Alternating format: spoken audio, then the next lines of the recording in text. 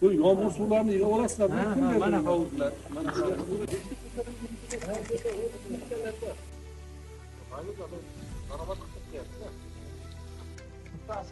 bahori bilan men buni ochimdaman, buni ochib 20 ta.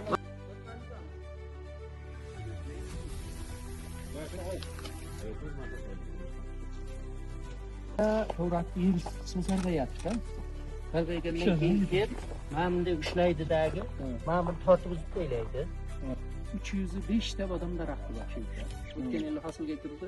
Bizni qancha keladi? Ana bor. 25-yilda siz bilan atrofida foyda qilaman deb aytdi. Ko'ruzi bitta xonadonimiz bor mahallamizda. Hammada bor. O'layotgan qo'yragan 1 kilo urib ketadi. Urug'am 100 dollar bo'lsa, o'tayotganda ham 100 dollar berib ketadi. Tabiat zo'r. Poyzul mana o'tibdi, to'p kelgan. Mahallani ko'chalari asfalt.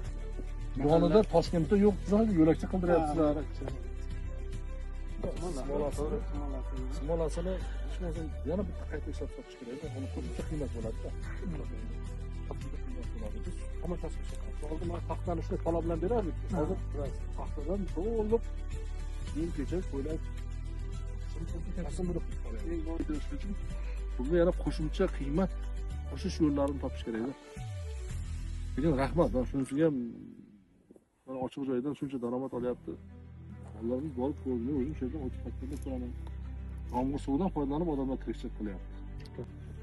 Mahallaga bundan ham barakali ishlar ko'p bo'lsin. Ko'rmay ketsak u ham bo'lmasdi. Ko'rdik, mana boshqacha tasavvur bo'ldi.